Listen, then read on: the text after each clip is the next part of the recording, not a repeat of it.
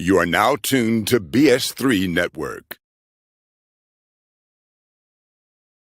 You are now tuned to BS3 Network.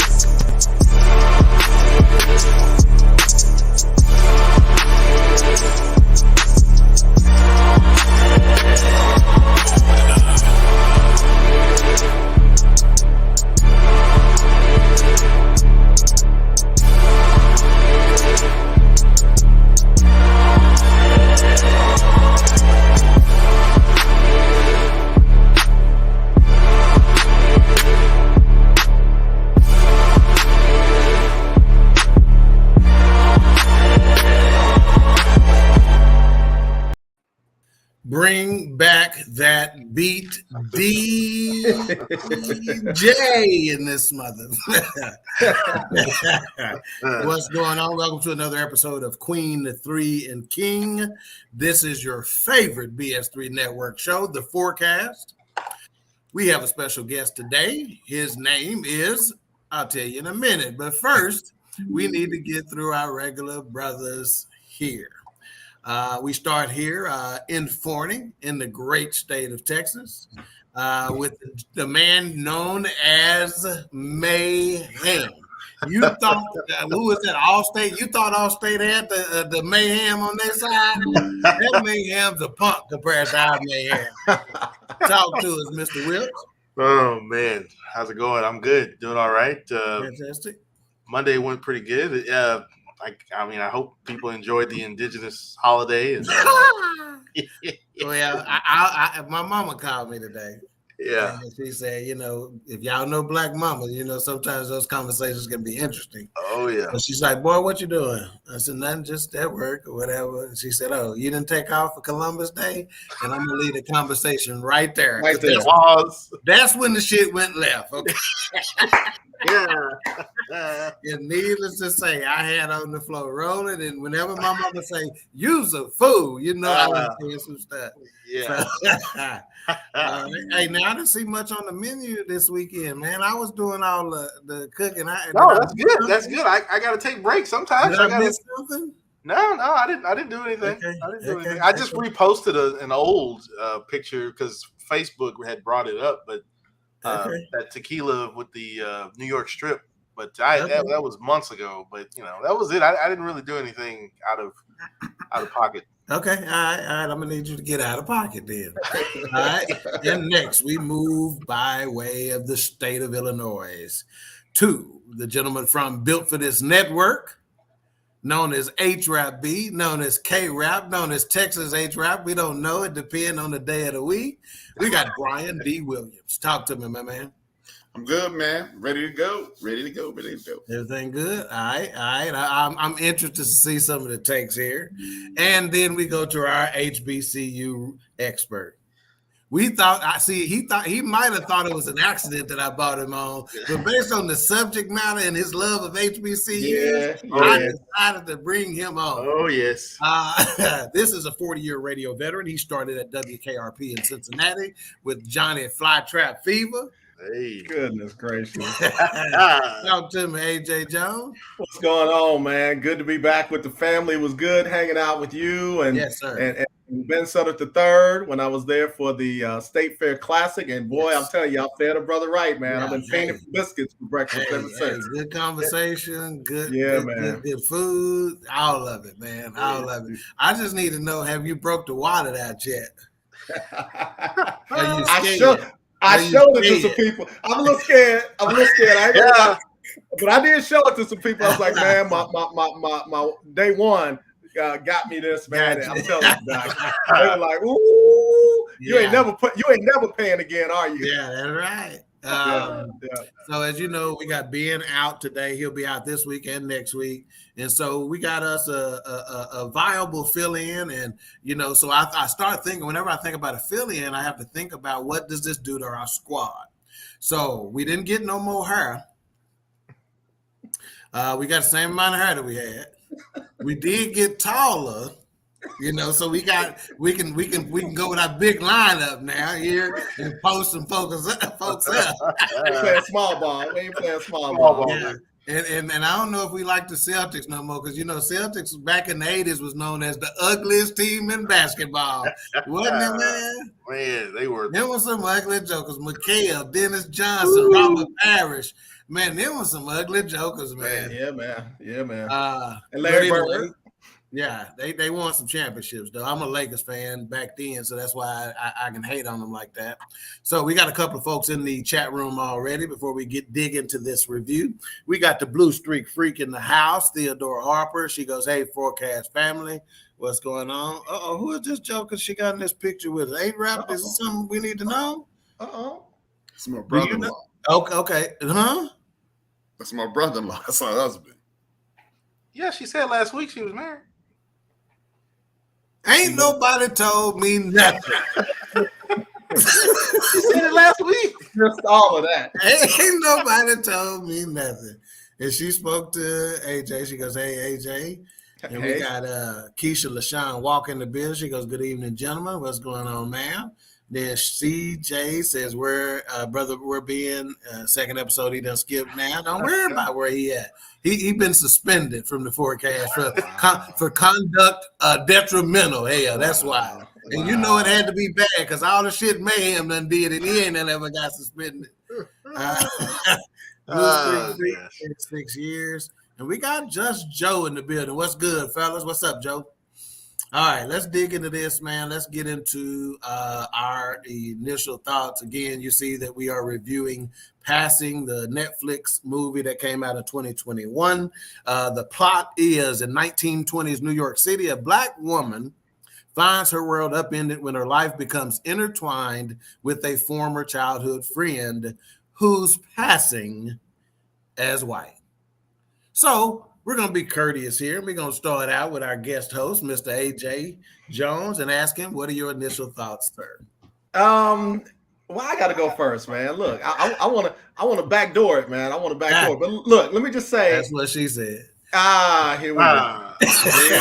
Hey, you didn't think it was going to be no, I don't know what you thought this was.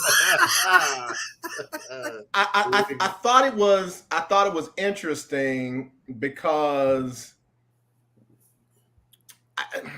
I'm trying not to say everything at first. Gotcha. I thought it was interesting because it really still, while it was set in 1920, I mean, it's life today. You got some fit folks that if they could pass and not have to deal with what we deal with, absolutely, they would go with that every day, all day. I saw a reel recently where a Black woman asked a table full of white women, how many of y'all would trade places with a Black person today? And one white woman tried it. She was, I'm not racist. Now answer the question. Would you trade places with a Black person today? Right. Wow. And around the table, nobody said yes, although a few of them tried to act like they weren't going to say no. Right. So what got me was you still got people that feel like, man, if I could do that, I would do it. But very few people would want to come from their side to our this. side. Yeah. Wow. Yeah. See, that's a take I didn't expect to get today. Already paying dividends. Wow, that's interesting. And if I'm not mistaken, and A-Trap, you may know about this. I'm going to go to you anyway for your initial thoughts. But wasn't there a congressman or senator, or maybe she was just a city councilwoman, this white woman who had been passing for Black, for trying to place herself off for Black for a long time? No, she was a professor at Howard, Rachel Dolezal. Right. There you go. She worked for the NAACP, which everybody was up in arms, but I mean, white people started the NAACP, so yeah, why wouldn't it? My initial thoughts were quite simple. This is a perfect example of the issues of being Black in America today. If you have the opportunity to pass, would you? And what the guilt that comes along with passing. You saw that. You saw so many different angles from this. You saw the shame, then you saw the disrespect, and then you saw the looking down the nose. Then you saw the physical attraction at one point, and then you saw the guilt, and then you saw jealousy. So you saw every aspect of being Black in America today. And the ironic part is you don't have to go any further than the National Football League to see a person who is passing as white aesthetically, but he claims black. The Miami Dolphins head coach is a black man. If you saw a picture of him, there's no way on earth you would think he was a brother. I mean, I'm talking about, I look closer to white than he looked black. Wow. Miami Dolphins head coach. They call him Black Mike. All right, man. Talk to me. Initial thoughts, sir. Oh man. Yeah, this movie, of course, immediately. Even I didn't realize I actually started this last November when it came out. I just didn't finish it. But this movie takes me back watching Imitation of Life with my mom. That was one of her favorite movies. But the thing was, as I'm watching this, I saw, I felt like her character, Claire, was trying to, like H-Rap said, it's like you're trying to escape something, but yet it sounds like what you escaped, but you're slowly starting to find out it's not all what it's cracked up to be, because you're trying to, whether it's what's the word? I guess recognition at these high-end restaurants, or if it's being waited on in a department store or whatever the case is. But yeah, I just felt like she was just really just dodging it for whatever reason. But then she was trying to, well, I'm passing as white, but I want to go to Harlem. I want to mingle at the black-owned jazz clubs and nightclubs. I want to mingle with black people, but I can't be seen with black people, kind of thing. Like, I feel like she was just kind of dodging some things. And then there were moments where I felt like Irene was like, almost like, well, what is it like to be married to a white man, or passing as white? I felt like there were little small pockets there, but then she kind of like came back to her saying, like, no, I mean, that's no way. If he's degrading her in front of me, he's gonna degrade me. Right, so it's just, it was interesting. It was an interesting take on it. But I'm here to listen to you three brothers, like, if you've encountered anything like this. And I have not, but just to hear H-Rap and AJ Jones and Doc, your take on it. I mean, I'm more of kind of like the backseat driver here a little bit.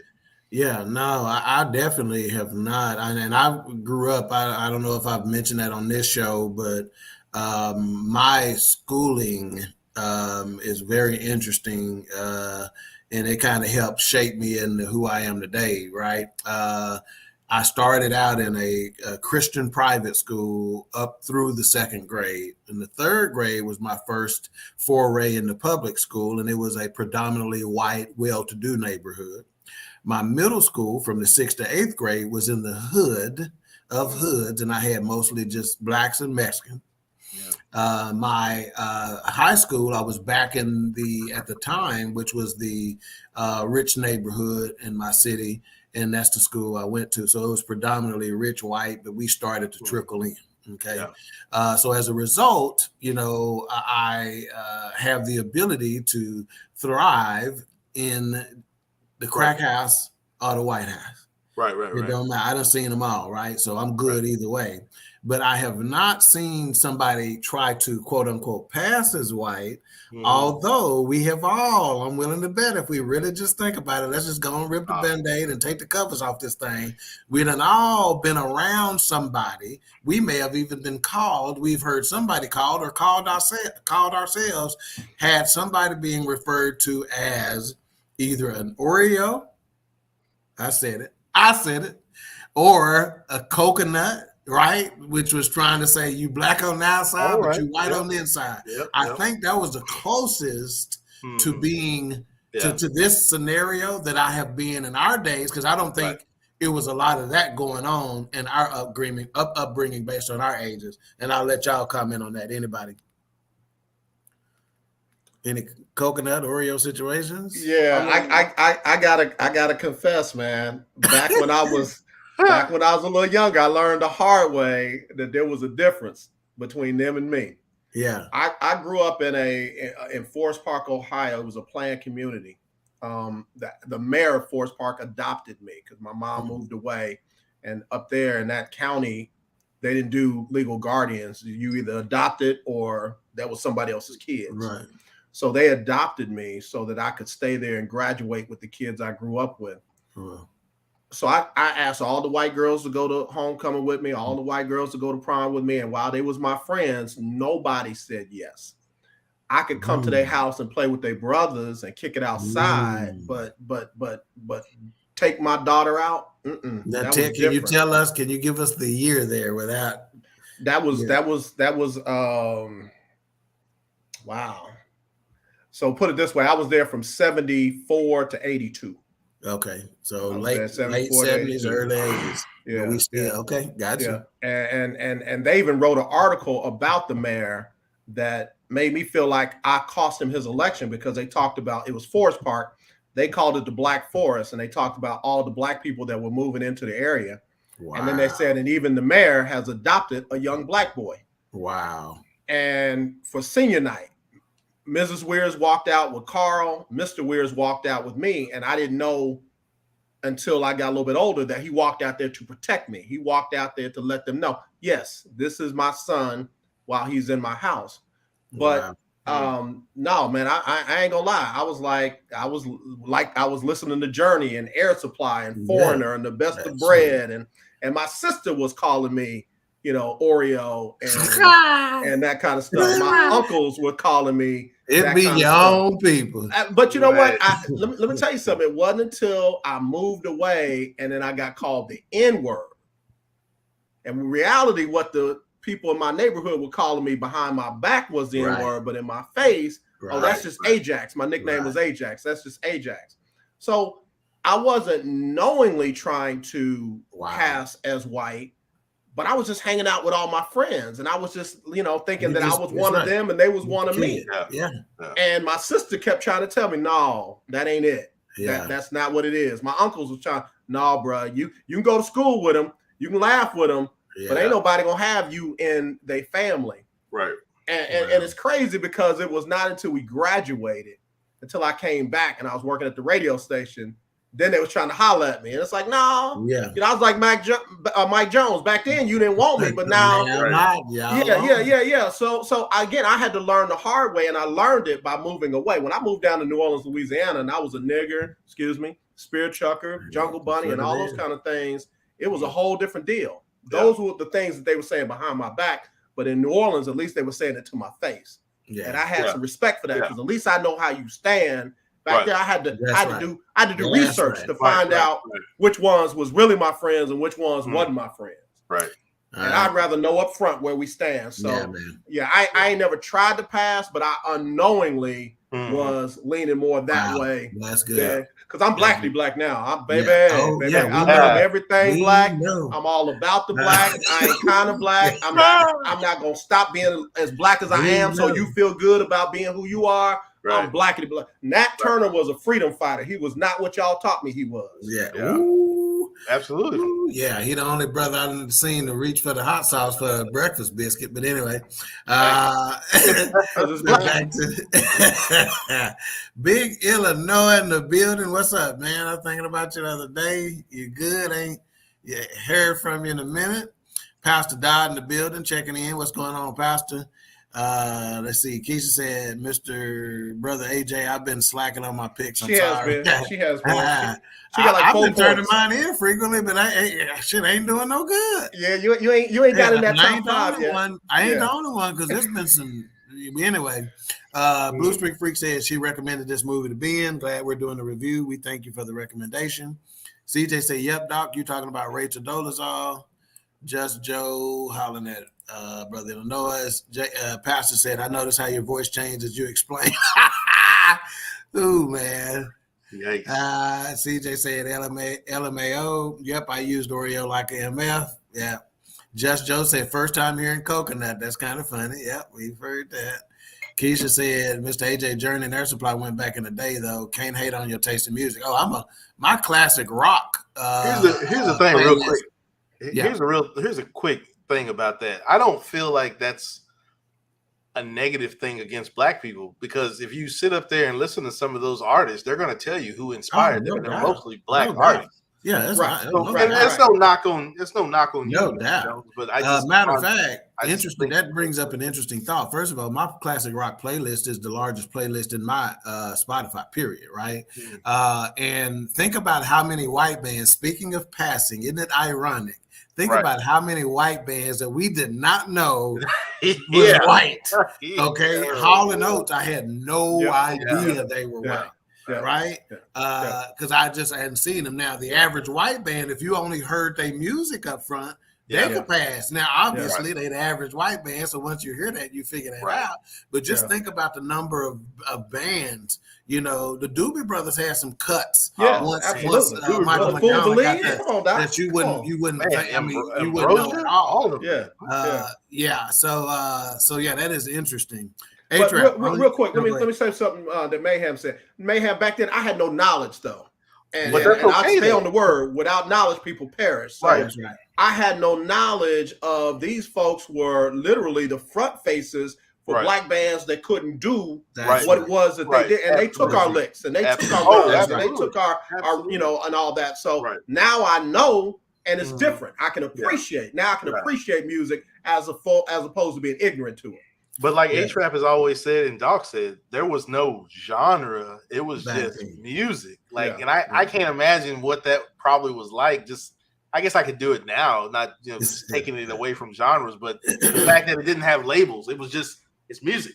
Yeah. You're listening to it. I'm listening to it. It's not, whatever. It's just music, it's just, so it's probably. Keisha said Tears for Fears too. Even what's his name?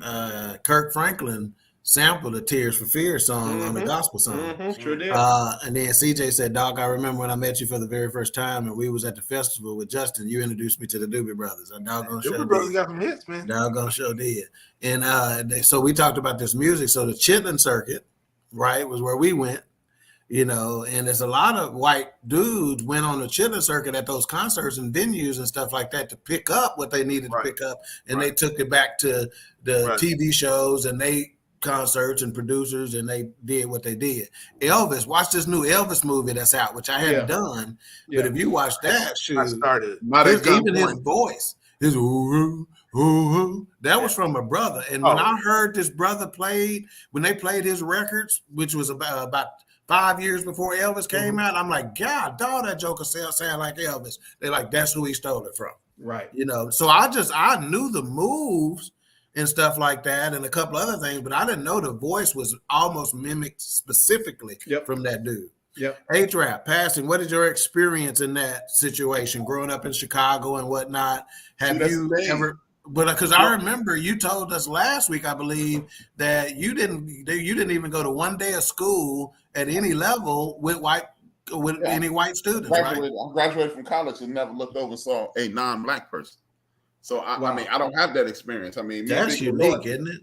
Yeah. Not if you live in Chicago. I mean, me and Big Illinois, we lived like Chicago's in hundreds, 800, 900,000, whatever. Me and Big Illinois grew up in the 1440s.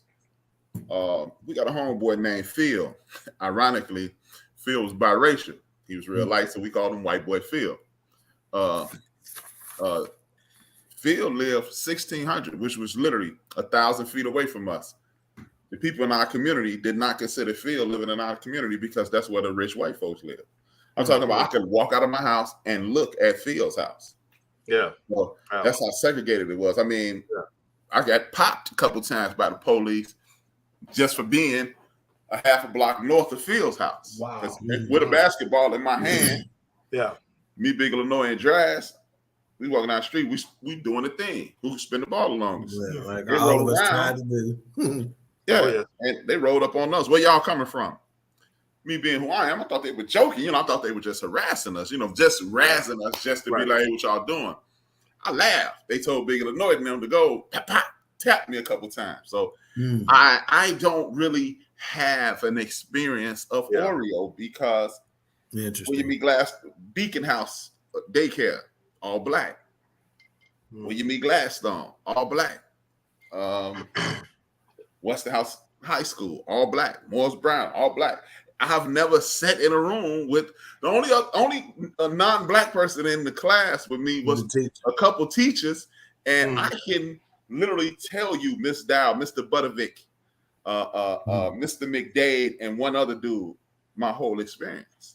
So you talking about Phil and us talking about some school days and stuff like that helped me remember. See, back in the day, you used to could get people paid at stores and stuff a lot more frequently than you can now. Yeah. So Phil was one of our prank names. We would give the guy to call over the speaker, and we called him Phil McCracken. And so he would go and say, Phil McCracken. Phil McCracken. Yes. I had a couple of more comments. Pastor Dodd makes a very good comment here. He says, "Remember, the crossover was Payday and how they took from the blacks." That's right.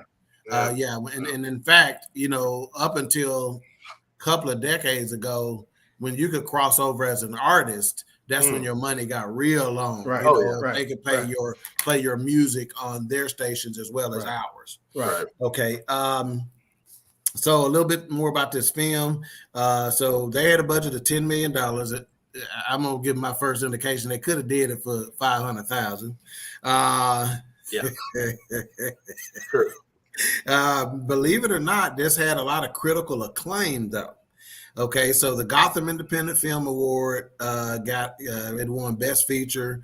It won the Independent Spirit Award for Best Supporting Female. So the lady who played Claire, which check her name out. Her name was Ruth Negga, spelled Negga. Yeah, right. Exactly. And she got a lot of kudos for her role. And I can't say watching this that I thought she did a better job than Tessa Thompson, to be perfectly honest with you. I don't really think so. Yeah. To be perfectly honest with you, I can't see that, because I knew this going in that she got critical acclaim for it. So tell me what your thoughts were. We're going to start with you, Wilkes, and then we'll go to A-Trap and then AJ. Give me your general thoughts about the acting job that was done in this by some of these actors in it. Yeah. The funny thing you mentioned that is I felt like Tessa Thompson was really the focus of the entire movie. I could be wrong, but I just felt like her friend Claire or Mrs. Negga. I felt like she was I felt like she was almost like at some points a supporting character. Like, yeah. Now I'll give her look. The way this film was in all black and white the entire time, which was very different too, especially a movie that came out in 2021. We're not seeing a lot of that.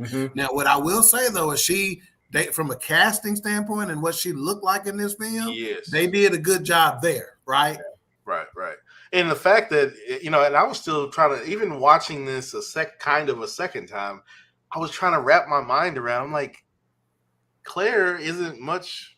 I mean, Irene or Tessa Thompson, her character's not too much removed from her friend. All you have to do is just dye her hair blonde. Oh, yeah. So, I think that was on purpose because if you could tell, there were points where when Claire was standing next to Irene's husband and he was in the black tuxedo and she was in all white, there were those contrasts were there, pretty starkingly differences. I mean, even with, like I said, her hair is blonde. Well, Tessa's, from what we can tell, is jet black. So there was definitely contrast things at play there. But I thought the acting was okay for what it was. I mean, sometimes the mannerisms that Tessa Thompson was doing, it was kind of annoying, but I got over that quickly. But I think the husband, the doctor, Andre Holland. I think he played Frederick Douglass in a movie or something.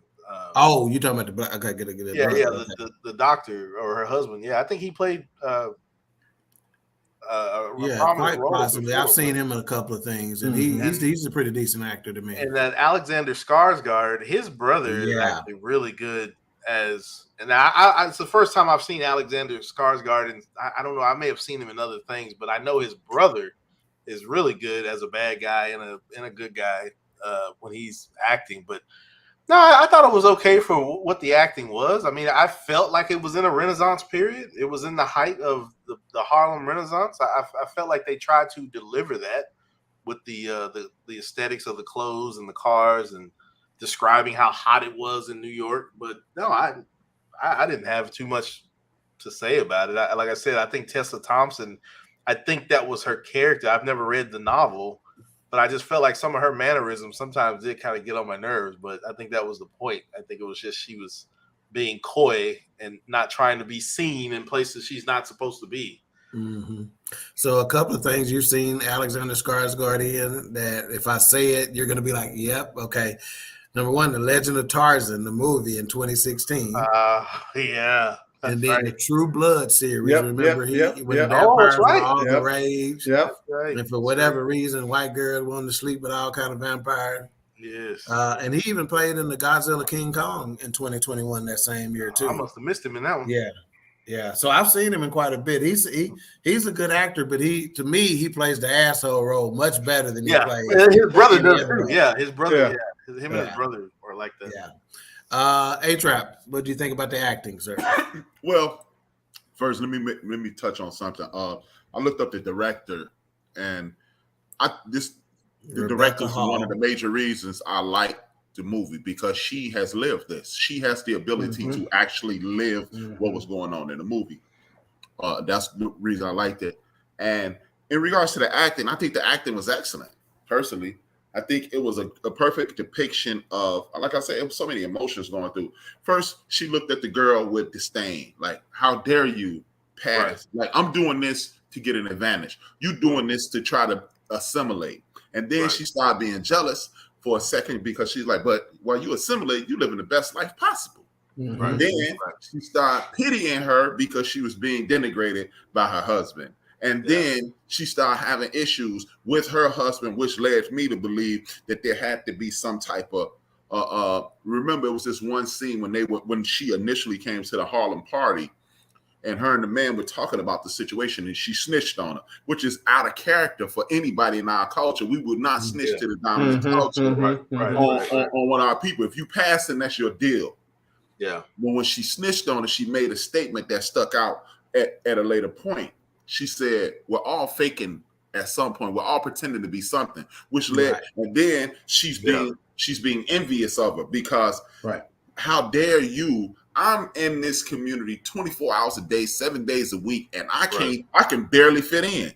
You uptown in Manhattan, well, you downtown in Manhattan, because Harlem is uptown.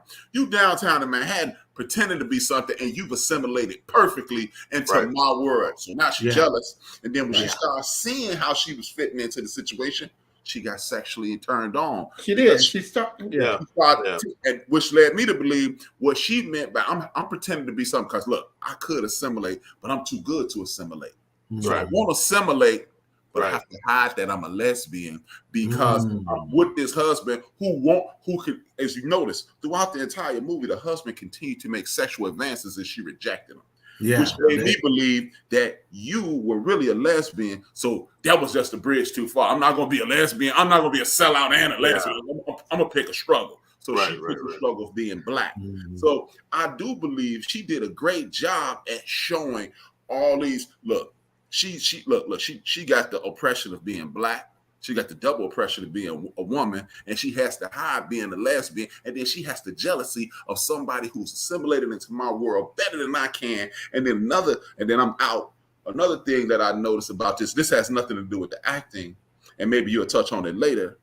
If you notice, it was subtle things that were pointed out in this situation, to whereas our community has this fight, because it went from black and white assimilation, and then it went from light skin to dark skin. And you notice the maid is a dark skinned lady, and then you even fit in with the damn help better than me. That's right. Well, we're gonna touch on that a little later about her relationship. To touch on what A-Trap was saying, I think there was a rift before the party, because remember when she was driving, she was like, "Aren't you cold?" And he rolled the window up. Then she's like, well, now I'm hot. Roll the window down. He's like, I thought you said you were cold. But even then, he's like, I hate sick people. And she's like, you don't mean that, because you've been helping everyone. So it's one of those fights when they got in bed, and he even said, he's like, we all don't know who we are sometimes, or something like that, or we get tired of being who we are at some point. So I felt like that was kind of like, I'm tired of being a doctor, but some people are tired of being black. Unfortunately, in this case, in this situation. But A-Trap touched on a lot of Yeah, Big Illinois has pointed out another movie he was in, the Northman. I just wanted to make a point I just want to ask a question also too. Tessa Thompson's character, was she ill? I felt like every time they showed her, she was ill. Like she just felt tired all the time, or she had maybe suffer from migraines. Because think about it. You remember when the kid said, "Mama, you getting back in the bed?" Yeah. You remember that one scene? And she looked at, she goes, no. You know, she kind of got a little offended, like, I don't do that all the time. She got that kind of reaction too. So there was something. Okay, is that what it is? They called it liniment then. It was an opioid. If you watch there you go. And it was liquid, right? Back in the day, it was liquid. She always had tea. It's I forgot the name. It came through China. Can't think of the name of it right now. But a lot of people sprung out on it. If you watch the movie Tombstone, what's his name?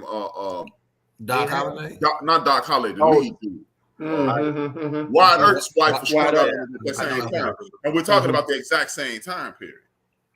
Yeah, okay. AJ, some initial thoughts on the acting, sir. What do you think about that overall as a film?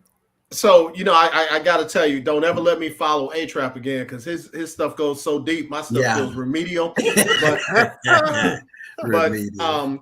I felt like they did a very good job of taking us to acting then versus acting now. Right. So you had more of an artistic twist to the acting then. It wasn't hardcore. It wasn't, while they were dealing with a very, delicate situation, they still had a whole different, lifestyle, impression, dialogue, all of that. And they did a very good job of bringing that forth and staying true to it. And what the funny would have been, I suppose. Right. And I look for areas like that. I look for where people literally, break character or code switch or something like that to just say, see, it got good to them right there. Yeah. But they stayed true to it, throughout the movie. And I think I've said this before, last time I was on here, I felt the emotions of the moment. So that to me is good acting. Everything that A-Trap said, I felt the jealousy. I felt the how dare you, and I gotta live this other thing. I felt the, when it switched, like she went from, okay, let me put that aside and let me just appreciate you. And then next thing you know, she's attracted to her. They got something going on. I felt the distance between her and the husband. He trying to talk to his kids and bring them up on what's going on in the society. And her and her daughter are like a whole different family. It's don't do this in front of us women kind of thing. I mean, it was it brought me into the storyline and it kept me there. I never felt like I was out because of the acting. Okay, so check this out. That's it. Opium. Opium. Yeah. Opium. Yeah. Yeah. So check this out. So it was obvious that Irene, which is Tessa Thompson's character, was struggling, right, with the reality of quote unquote normal life, right? Yeah. We could tell that, and I think all of us have touched on that and picked up on that, right? What's interesting, but she did know what was going on outside of Harlem, right? Because remember the beginning of it, she was out doing that shopping and she was sitting at that restaurant, and that's where they first saw each other anyway. Right. So apparently she would do that from time to time anyway, explore outside, right? Now, what was interesting to me about it is that you weren't leaving from the hood to go out here because guess what? In Harlem at the time, it was a protected society. Yeah. Okay, very protected, right? Very, family oriented in terms of our community, right? And how we protected each other. They were well-to-do. You had a doggone housekeeper / nanny, whatever she was. Right. So your money was not an issue. You didn't work. You did charity work, which you didn't get paid because they talked about that and said, they should be paying you for what you do. And she goes, it wouldn't be charity work if they were paying me. Right. So, and then your house, that brownstone or whatever you want to call it, was like 3 stories. Really nice. Right. Right. So that's interesting. Right. And at the time, Harlem, man, when I say we reviewed some movies that we say we came out feeling proud of being black, right? Yeah. What was the one with Idris Elba and Regina King that we recently watched? Heart of the Western. The Heart of the So that, a couple others, right? We came out saying, we black. Yeah. Well, what the piece about Harlem made me feel that way because this was a city that was being shown to be vibrant. It was artistic, like AJ talked about. They were successful, right? Everybody had the successful feel about them. And they only allowed whites in at certain times. Yeah. Right. You know, they were restricted on how often they could come in. Right. And where, not only when, but where, right? So I thought that was very interesting how they painted that picture, man. And it's like, you have this, what a lot would consider this great life. A lot of people wouldn't want to leave, wouldn't feel the need to, because they're like, we got everything we need here. Right. We got art, we got culture, we got family, we got everything doctors, we could possibly need. Lawyers. So I thought that was interesting. So touch on that. And AJ, if you got anything to say about that, the way Harlem versus outside of Harlem and their struggle, what were your thoughts on that? Yeah, I caught all of that, and again, it was good because it wasn't like what you said initially. It wasn't like she was leaving the hood for a better life. She had a doggone good life right where she was with her own, which told me, similar to what A-Trap and what Mayhem said, she had something going on internally where what she had, which was much better than most, was not good enough. That she had to go out and pretend to be something else, whether it was relational with her husband, whether it was, medical or mental, whatever it was not enough for her. And it wasn't as if it was not there. Right. It was not enough for her. The kids weren't enough. The money was not enough. You notice how her relationship with the kids was very distant. Yeah, it was superficial. Like most of the time they showed the kids, they were with the daddy primarily, right. Even playing with the housekeeper. Right. Yeah. It's almost like her whole life, no matter how good Harlem was, there was something over there that was drawing me. That was drawing her. Yeah. But like A-Trap said, and I didn't pick up on that, but it makes sense. Maybe that addiction just had her distant. It just had her. She was always wanting to go to sleep, or she just seemed tired. Like if she was comfortable in the bed or in her room, and then it was like she came to life when she heard if they were going to these jazz clubs and the Arthur he was there. So it was just one of those things where it's like that's when she felt her best. When they were going out to that nightlife. Yeah, A-Trap, your take on the Harlem angle as far as how they paint it. It's a classic example of successful remorse, buyer's remorse. Okay. Again, she's struggling with identity. She's using the opium for escapism. Okay. She's desiring this woman. You saw when she came out of the fall. First thing she had was the woman on her mind, not your family, not your children. Right. Not the success that you're having, you got this woman on your mind. Right. So that's an identity crisis. Then you want to leave Harlem, but a lot of people Harlem has been truly the blueprint for successful Black America since the 20s because Harlem actually defunks a trope that we have that we're homophobic. The Black community is stereotypically known as the most homophobic community in the world. That is deep. But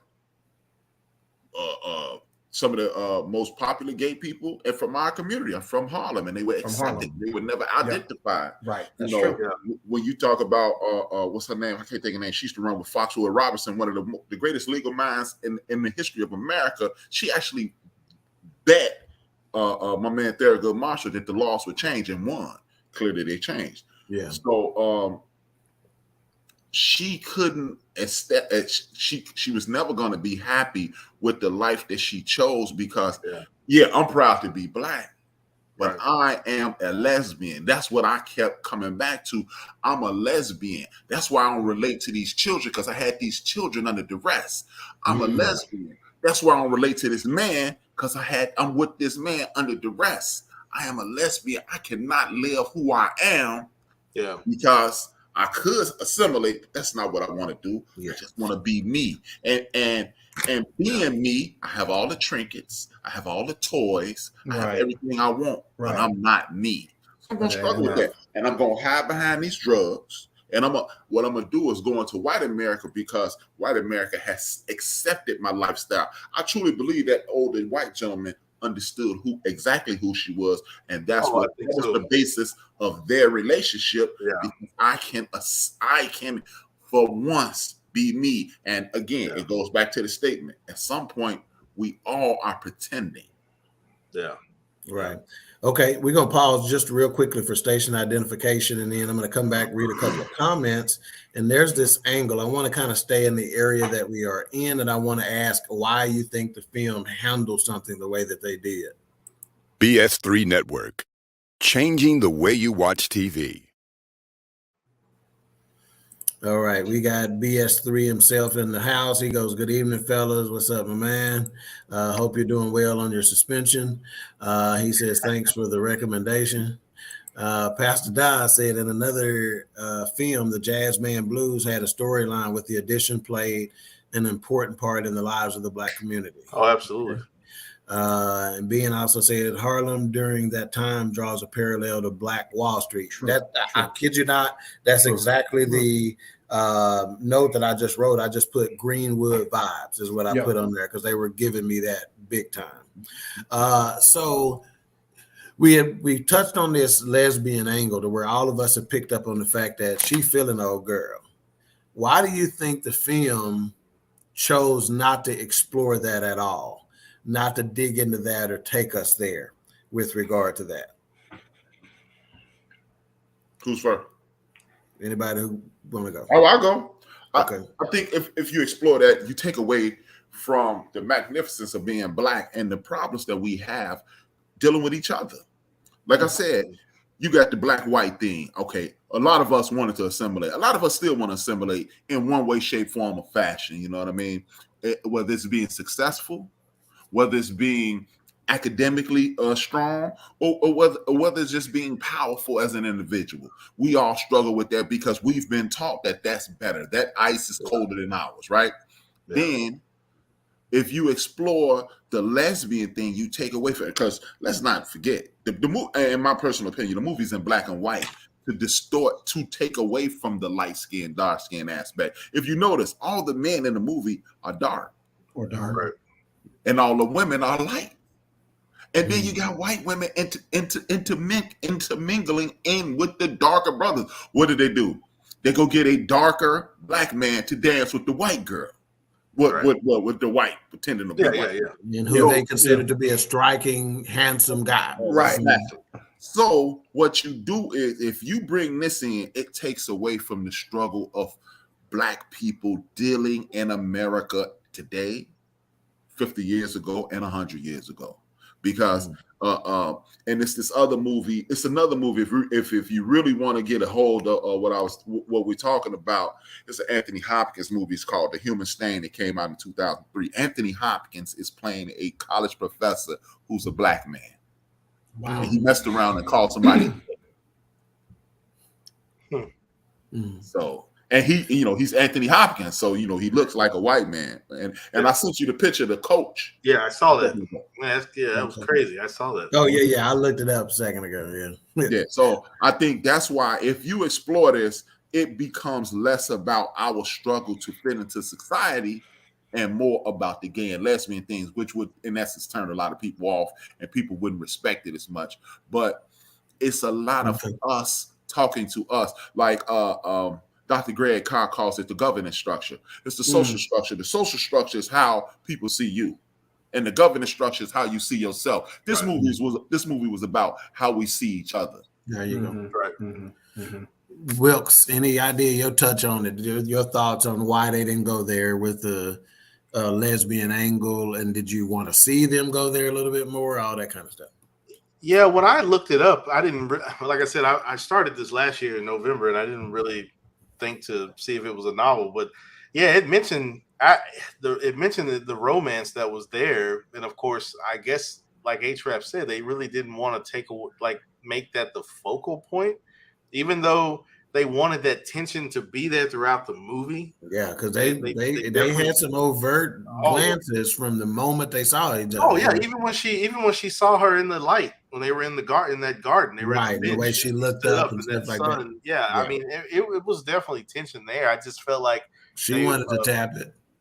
She wanted to blow her back out, but is that possible? But go ahead. You got all kinds of toys now, man. But anyway. But this was the 20s. Yeah. I don't know, man. They making them out of glass then. I don't know. But anyway. Oh my gosh. Where's my holy oil? Where's my holy oil? It's too far away from me. Yeah. Yeah. I felt like that. I think Mrs. What's her name? Hall? The director. I think that was her last name. But I think she kind of didn't want to drive that point. But she did want to give you, like, here's another aspect of what I guess you could say a black woman or a black person in that Harlem Renaissance era, because at that time that was allowing you to be, as they say, free and open and creative and artsy, and you were enjoying life. So it's like, why not be carefree? But we're not going to focus on that. This is more about trying to obtain those things that we cannot really obtain without obtaining them purely. It's one of those things where, yeah, I don't want to go that far. I mean, I kind of like that they kind of went as far as they went, because I felt like if it just would have just like, okay, we get it. They're involved passionately, or it would have distorted the message she's trying to deliver. But I mean, I like the fact that they went as far as they did and kind of pulled it back in. But it was definitely, obviously, a lot of tension throughout the entire movie. I mean, I think she was even getting to the point toward she was thinking maybe her husband was liking her. Yeah, I saw that too. I felt that too. Yeah, she started becoming, she was looking at him in a couple of different ways, right. Like, you know, and he was kind of like, shit, I didn't even like her in the first place. I the only reason she around us is because you kept bringing her ass around. Exactly. Now that we cool, you got a problem with it. That's on you. Right. AJ, did you see anything different? Any additional thoughts on that? Yeah, I kind of felt like what I said earlier. I think they stayed true to the period. That time frame, the big push was not that. In fact, I can not call names. I don't want to do that, but there are a lot of people that I know now from back then or a little bit, past then, that were gay and lesbian that I had no idea. Yeah. And again, it goes back to they protected that community in Harlem. Right.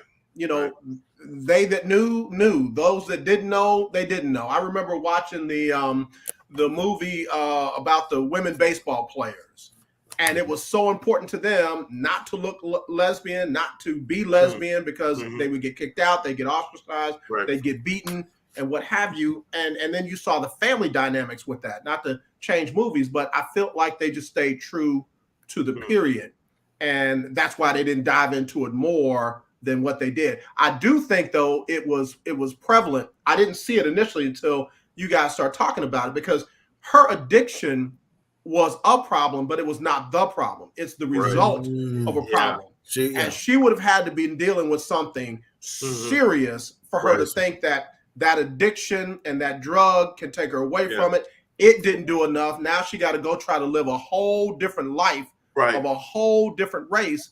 So it's very well something as serious to her as being a lesbian in that time where it was little to no acceptance. Right. Especially you're married to a doctor, especially, you're prominent in the family, and you're a philanthropist and what have you. There's a whole lot that goes with that. So yeah, every day she got up, she probably didn't know who she was and where she was going. Right. Pastor Dodd said the gay community would not be open-minded. It's kind of like The Color Purple. And that was a very interesting point there, because The Color Purple, the way they saw that, because in The Color Purple, if you remember, Whoopi and Suge Avery, had a little something, too. So that's very... I've never seen The Color Purple. Are you serious? It's on Netflix. I own it. Yeah, he said he's never watched it. Okay, so somebody mentioned, I think it was you, AJ, you mentioned when the father was talking to those boys about the lynching, right? Some critics of this particular aspect of the movie said he didn't dig into that enough, that he was too matter of fact about it. Now, that was that father talking to his kids from his viewpoint. I mean, I can't tell you how to tell your kids about race. And he's a prominent doctor. So, he might not be down in the streets like we are. He might not see it on a whole different level. You still are in, but look, I need you to I need you to heal somebody, or I need you to take care of somebody, whatever level of doctor he was. So I feel like he was coming from his perspective with his kids. Yeah. Mm-hmm. A-Trap? I see it a little different, man. I almost got the feeling that he was a Garveyite, because there's not many black people at that point in time that were talking about going back to Africa. His brother was like, let's go. Yeah, he was like, get out of here. Yeah. His wife wouldn't allow it. I think he was spot on telling his children about that, because, like he said, it's better to let them know now than to find out later. Right. I think he was 10 fingers, 10 toes on the ground, all about being black. Because if you think about it, go back to the car scene that you mentioned. He's sitting in the car. He's touching his wife's leg. She's blowing him off as if the whole world could see. Right? I don't know how people reacted at that time. I'm not gonna pretend to know it. No, but he did look over and see that darker, older black lady, smiled at her and addressed her. I don't think he had an issue with. I think he was on the ground. She was the reason. Remember, if it wasn't for Harlem, if it wasn't for the neighborhood of Harlem, they wouldn't. He was still. He being a doctor in Harlem is apropos, because I'm killing it. I'm doing everything I can, and I still can't win. And he coming home telling his wife, "Look, our kids need to know this." And she no, we're going to keep faking it till we make it, because our whole thing is, I'm not going to face the reality of anything. I'm not going to face the reality of to be married. I'm not going to face the reality of being a mother. I'm not going to face the reality of being affluent and I really don't fit in. And I don't want to face the reality that I wish I would have assimilated, because I would take that abuse versus not fitting in where I should. Anything is better than this. Yeah. Right. Yeah. Wilkes, did anything stand out to you when you saw him address those boys about that lynching? I really kind of wondered why she was so appalled. I guess you could use that word. Mm-hmm. She just was disgusted, like, oh, we won't talk about that here right now, as if it doesn't exist. But yeah, it does exist. I mean, yeah, you may be in Harlem and you may be protected in some way, some shape or form, but this is how the world's working. Yeah. I felt like it was needed, because it came up again when she was in the kitchen and he was going, and the son went further into detail about what they did to that person, hung him and then shot him while he was hanging. But it was just one of those things where I think that aspect needed to be there, because I mean, you're talking about the 20s, right? It was definitely happening down south and across the 1,200 people a year, right? Exactly. And so one of the people who were answering that critic about, him being so matter of fact, so you wanted me to sit down on the edge of the bed and Johnny, I got something to tell you. And, life is not like you wanted me to go there with it, but sometimes I got to give it to you real, because this information may be the information that saves your life. Exactly. And if I soft shoe it and you don't take it as seriously as you need to take it, then you're gonna miss something one day. I'm gonna tell you like this, man. And again, the Fourcast, the way we review movies and what ends up coming out of it, you are not gonna get this. Ain't your dad at Siskel and Ebert. I say that all the time, okay? And black folks, unlike any other, if you're not paying attention, I can't tell you how often I got onto my kids about not paying attention. It's important to what's happening and going on around you. It's important. Little subtle things can be the difference in you making it home at night. Right. Okay. Especially nowadays, if there's stories of sex trafficking and all that other kind of stuff. Just think about if you were to get to interview those people candidly. And, let's say, for instance, it was a simulation. We say, okay, simulation over. Now let's break this down and let's interview you. Right. I'm willing to bet a good percentage of them probably noticed something that they blew off. Mm-hmm. That either that intuition, something hit them and be like, I don't know if this is right, but just blew it off or whatever, or saw something and just, So again, I think our society, even grown men. It's funny you should say that, dog, because I didn't really understand it growing up, but my grandmother would always say, find more than one way to go home. Mm-hmm. Somebody no doubt. Be following your very pattern. there's always more than one way to get into a neighborhood and get out of a neighborhood. No doubt. So my grandmother was definitely always about, when you get to that place, you make sure you find the exit. So if something happens, you head for the exit. Yeah. Don't leave your drink sitting around. I'm telling you, my grandmother she was on it. I don't ever get boxed in, whether it be driving down the street. Right. I'm not gonna let you box me in there, right. Whether it be in a room, Yeah, absolutely. I done broke up with some chicks because she didn't understand how I needed to sit at the restaurant. Yep, right. Yep. I'm trying to protect us. There's certain things I gotta see. This ain't about lovey-dovey. Right. I'm gonna smash when we get to the house. We'll be romantic on the way home, but I gotta make sure we get out of here. You all wrapped up in the fact that you ain't never had no bone-in filet because this is a nice place. Well, I understand we ain't a lot of us in here, shit. Yeah. And I'm trying to not only get you to taste this filet, I want you to continue to taste the freedom that your ass had to come in exactly. While you pay attention. While you still breathing. But see, that's part of the problem with old girl. The start of the show. She never could understand that. Yeah. Yeah, she was more accustomed to dealing with that man than dealing with those people. Remember, look at how she only throughout the entire movie. The older white gentleman is the only person she talked to the entire movie. Yep. And the one thing from her husband's past, she said she was happy to destroy it. That China said. Yep. He was happy to destroy anything that connected him to who he was. Mm-hmm. Right. That's what we deal with on a regular basis because I don't want to do this because it ties me to that. I don't want. It's more subtle. It's more subtle. H-Rap, let me ask you this. So going back, and that's a perfect point you just made because now it makes me look at him telling his kids about lynching differently.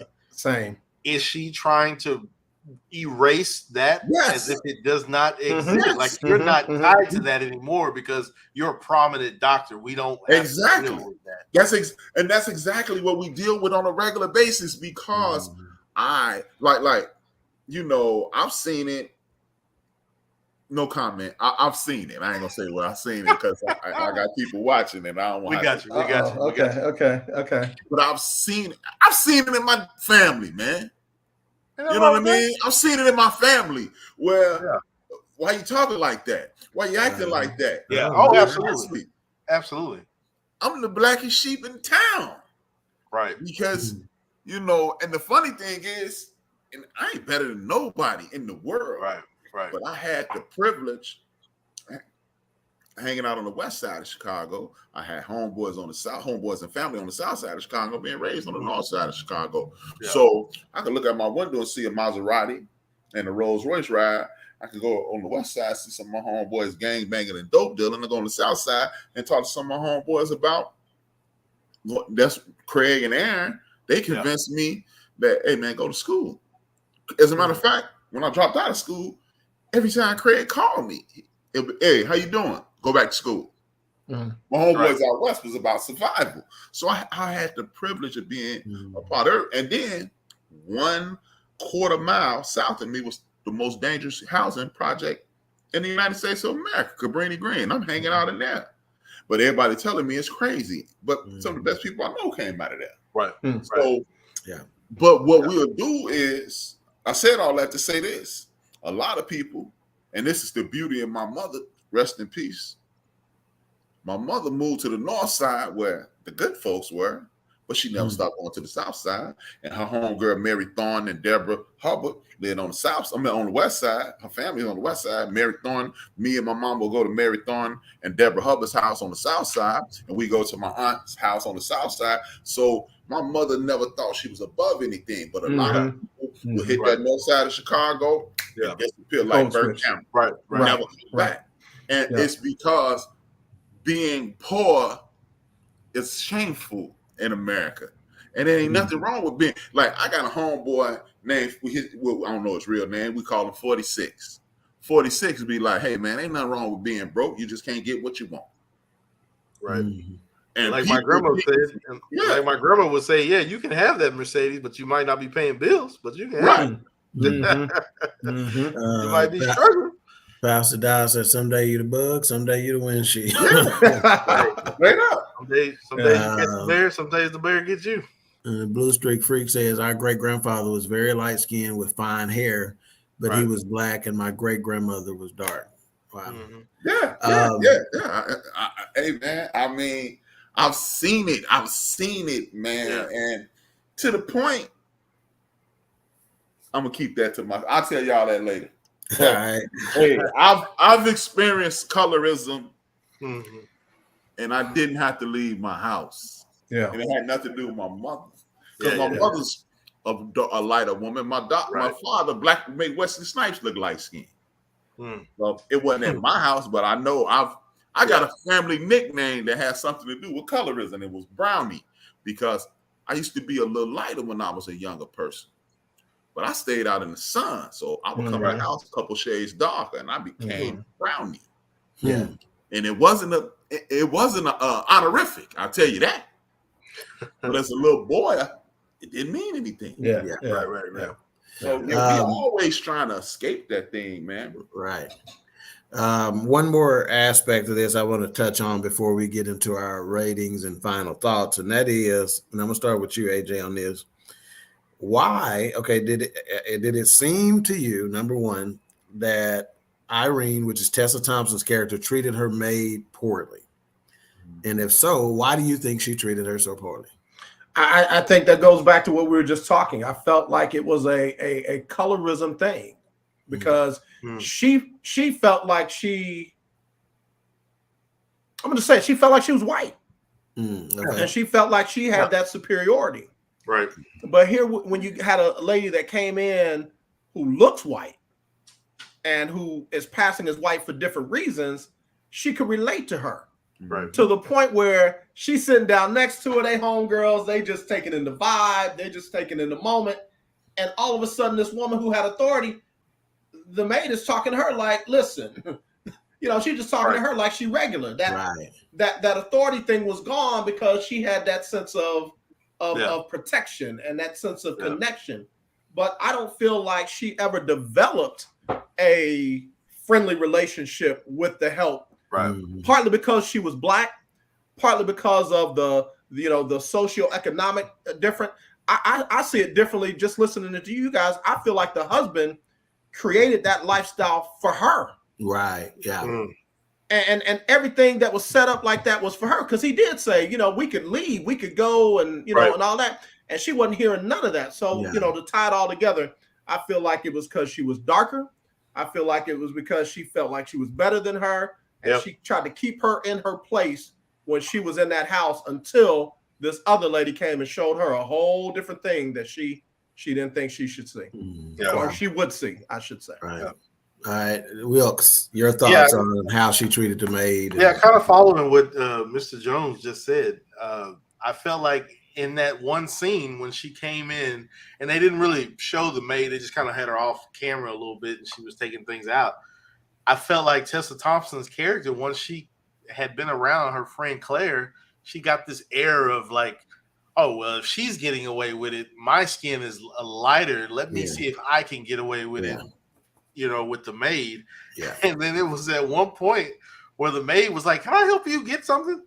Because you can hear that tone in her voice. It's like, look, you still black. I work for you. I work for you. You can't just talk to me in the kind of way. Don't get it twisted. Don't get it twisted. And you notice how every time they cut to a scene with the maid in it, she got that knife chopping some shit real hard. Right. They did that a few times. I'm like, why do y'all keep trying to tell us something? Right. So I just felt like that scene when I was watching that, I just felt like because now Tessa Thompson's character is as you always hear, but she's starting to smell herself. So it's kind of like, you're getting a little too big for your britches. So you think you're going to try to pull I'm the authority, you're the help. I'm going to need you to do this. But the maid was like, no, we're not doing that. We're not doing it. And when the maid was sitting out in the little, grassy area, backyard or whatever. With Claire, and she came back with all her bags and stuff from shopping. And the maid didn't get up right away at all. She didn't even acknowledge that she was in the building. Right. You know, she had to call her again. Hello, can you get this? Hey, you know. So I thought that and was she still had commentary even while she was shitting about it. She was Florence from from 227. Yeah. She had something to say to Tessa Thompson's character for sure. A-Trap, any more insight on her relationship and treatment of the maid? If you look, if you ever watch this again, the children gravitated towards the maid too. Oh, yes. And Claire endeared herself to the maid when she said, just think back when Claire showed up, the maid was making sweet potatoes. The maid initially said, I ain't got enough for everybody. Oh, yeah. For y'all. Mm-hmm. And she was like, okay. And every time the mom tried to cook something, it burned. Yeah. She made the rice overflowed. She couldn't do anything. So that's why the maid like, what? But then Claire came in and immediately, again, with the social structure versus government structure, she thought this was a social structure white woman. So she like, well, look, your white friends, I ain't feeding them. Yeah. And then Claire was like, what you put in there? And Claire knew the ingredients and why they're. So the maid looked at her and said, oh, we government structure. You not white, we down. Yeah. Destroyed the woman of the house. So you initially it was the salt, pepper, and sugar. Simple. Exactly. She was like some of the sweetest tastes, and that cinnamon brings out this. And she looked at her and said, So it immediately went father, children, Claire, you. Yeah. So it was. That's what I mean. That's why I said the acting was insane, man. I was thinking this, and then when I found out that the sister who made this was she was raised in Germany, which lets you know that she's not a black woman. She's not a white woman. She's just a woman. Hey, and but once I get in America, I have to be something. Yeah. Right. That is very interesting aspect of this in society that a lot of black people do not know. They think that all black people think the same. We see it the same, et cetera, and we come from a whole lot of places, which is exactly why if you have the ability, you should try to travel. Okay, and I'm gonna give you. Matter of fact, I'm gonna save a little of this for my final thoughts in a moment. So we're gonna get final thoughts in the mic rating. And we're going to start with Wilkes, then we'll go to A-Trap, then we'll get to AJ. So give us your final thoughts in mic rating, Mayhem. Yeah, I thought the movie was done very well. I mean, I love monochrome black and white movies anyway. I mean, I grew up watching movies with the credits in the beginning versus the ending. So this movie did all of that for me. I did talk about this at work with Ben. He hasn't watched it, but even that Harlem Renaissance, which has always been kind of just a vernacular for creativity, clothes, fashion, music, art, anything really. It was just like, if nobody else is making these, we have to make this for ourselves. So I like that Harlem aspect. I love the clothes, the era, and what they were engaging in as far as like I guess not really identity crisis, but it was more of like you're acting like somebody you're not when you can't be proud of who you are, really. And there's so much. I'll say this. I have a friend right now, and she told me this years ago, which I didn't question it then. She was like, I wish I could be black. But I'm like, why? I mean, you don't want the struggles of being black, but you want to be black because of our culture and what we offer. And y'all food tastes better. Yeah, that too, and what was taken. So I found that kind of interesting, but it's just I think the movie was done well. I enjoyed it. I mean, I love these. I love cinematography. I love movies, so I enjoyed this. I thought it was done well. I love the jazz aspect because I listen to a lot of older jazz music, and big band music, and I would probably have to put this movie at a 3.5 mics. Okay, that's all right. 3.5. What's interesting, you talked about wardrobe, and to me, one of the thoughts that I had, one of the crazy thoughts that I had, is that you can pass for being white, back then, because you wore a lot of hats, a lot more hats just during the everyday regular thing. Right. Your clothes was a lot baggier. Hey, y'all wearing these TikTok tights? Y'all with them big badunkadunks back there, you ain't passing for nothing. Nothing. Chitlin eating, cornbread eating, candied ham eating, collard green eating. You can forget it. Nah, she black. All right, A-Trap, final thoughts and Mike. Speaking of the Harlem Renaissance, this actually made me think back to High on the Hog when we saw that joint about that Philadelphia series of restaurants, the Philadelphia series, a group of people making those restaurants, and they had them all up and down the East Coast. And it just lets you know that we had success every place and everywhere we've been. Right. And this identified the fact that, hey man, wherever we show up, if allowed, we excel and prevail, right? Yeah. So I really, really, really appreciated this simply because it showed every aspect of our community, the colorism, the inability to assimilate. The great Kwame Ture, born in Stokely Carmichael, said, "We're the only people on the planet that wants to look like our oppressor and act like our oppressor." But Mother Africa, every 5 years, Mother Africa slaps you back, like you mentioned. He said you go get a permanent. And it's really just temporary. He said, because Africa just said, bam. And this is what Claire was struggling with. Like, if you look at her, I think it was a subtle shot. Claire had a big full nose. And I think it was a subtle way of identifying her as her black. Lips too. Lips too. Yeah. And that's why she kept her head down. And I think it was almost a joke that she had her wear a big gold chain.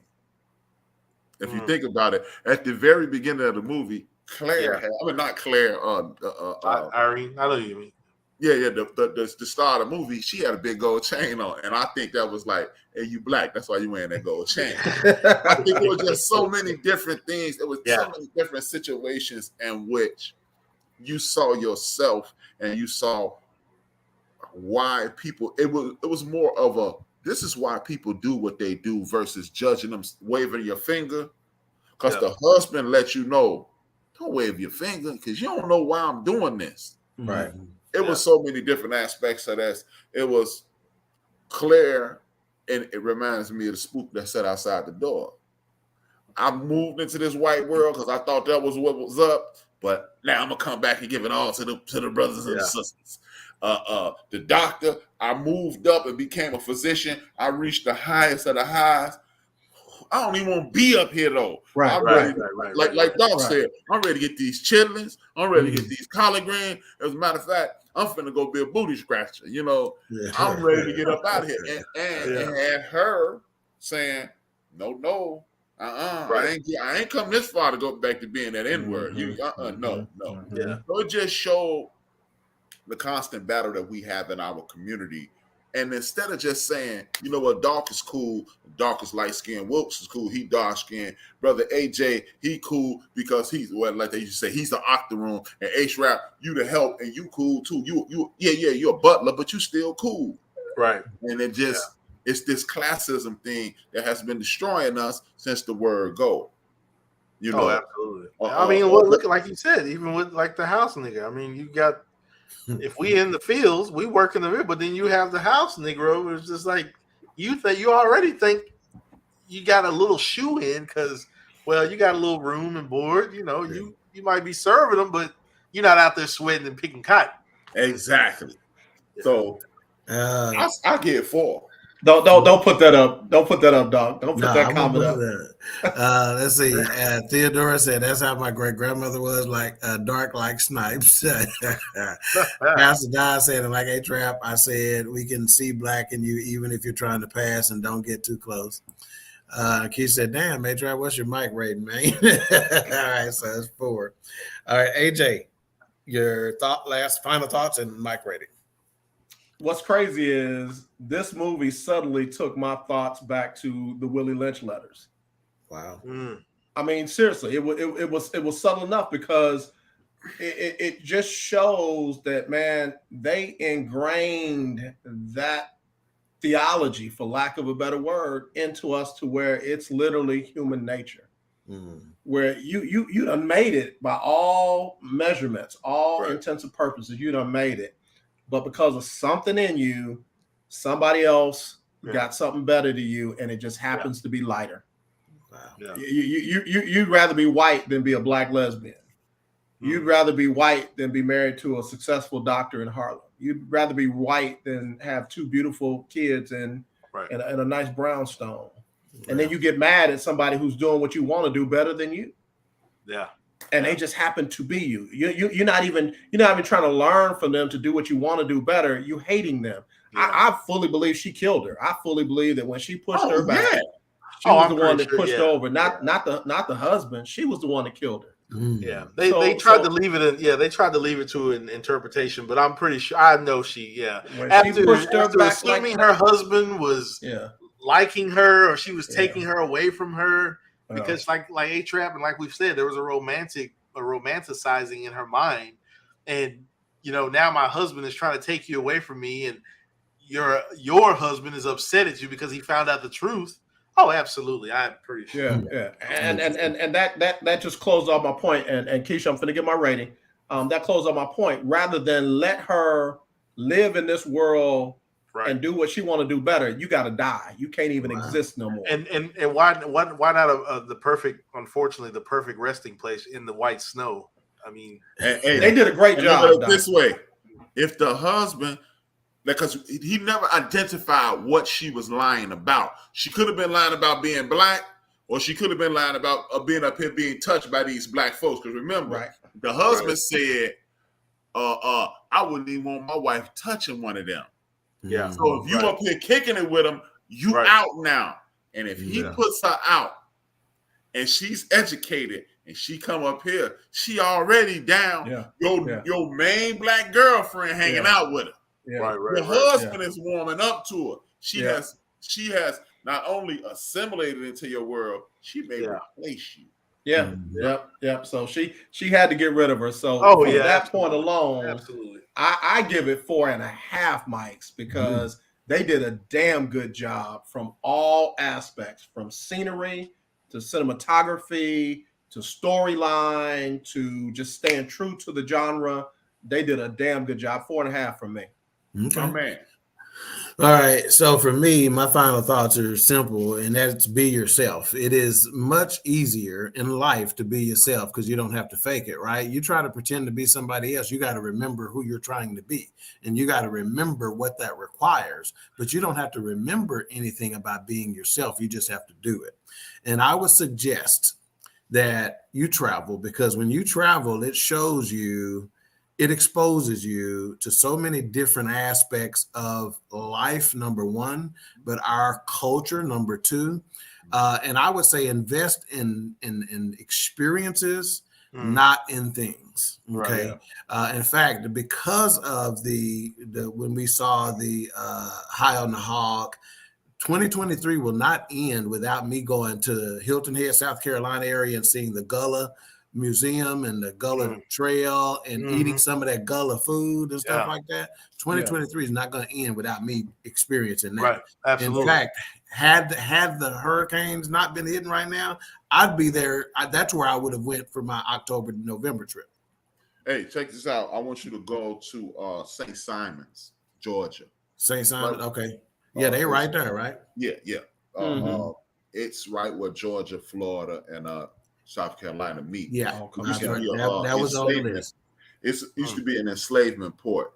It's a place that's so beautiful. You could literally stand on the top, spin you around, and just say, snap the picture. And you're going to get a beautiful picture. One of the most beautiful places in the United States. So it's like they took the Florida Keys and moved it up 1,000 miles. Yeah, I've heard about 500 miles. Yeah.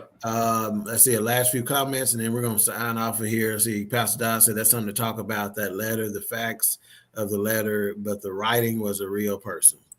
Blue Streak Freak says, show enough, great job. Thank you, ma'am. Thank you for your participation. And Pastor Dodd said, not a real person. So for me, I didn't give my mic rating. Go ahead. I'm sorry. I was at 3.5 mics myself. And I would encourage, if you hadn't seen the movie, I would encourage you to see the movie because you may get something out of it that we didn't even get out of it, Right, and I think, like we've always said, art is up for interpretation. Right. So again, what you get out of it may have a huge impact on your life. So I would say watch it. Even if it's not the type of movie you would typically watch, I would suggest it. And I just want to say this, what Doc was saying earlier, and I saw this quote before we came on. Somebody, I don't know if it was his quote or he posted it, but it said, I'd rather be hated for who I am than to be loved for something that I'm not. Yeah. Wow. Because at that point you've deceived many people that, hey, this is who I am, but that's not really who I am. So if you can't enjoy and embrace who I am, then usually kind of once again, like in this movie, she started eventually becoming jealous of her because 1, she thought her husband was liking her. Mm-hmm. 2, she was living the life, like H-Rap says, she's living a life that she someday probably dreamed about and wanted. And like Mr. Jones said at the end, if I can't have these things and she's got it, then she can't have them any longer. And that's, of course, when she pushed her aside and off the balcony. So it's that's strong. It was done well. It was done well. Next week on the Fourcast, October the 17th, we are reviewing OG, which you can find on HBO Max. We'll have special guest host Vernon Chief Rocker in the building. And then we'll have Eric Butler as well, one of the hosts of the Perspective podcast on BS3. It'll be a good one. So we will see you next week. Again, thank you for tuning in to the Fourcast. A-Trap. OG, is that with my man who played Peoples? I think so. Yeah. Jeffrey, right? I'm Peoples, right? Man.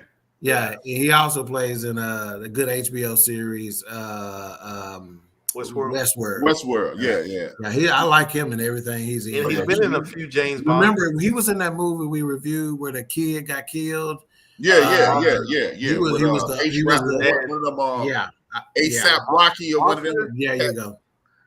Yeah. What he seemed pretty he seemed corporate in there. Was he corporate? He seemed prominent? Like he wore down. He was the real artist. Oh, type, that's right. Yes, he was stuff like that because he was trying to hip his son to that kind of stuff and whatnot. So yeah. All right. Well, hey, we appreciate you again, your loyal support. The Fourcast. We'll see you next week on another episode. AJ, hang out so we can thank you properly, sir. Appreciate it.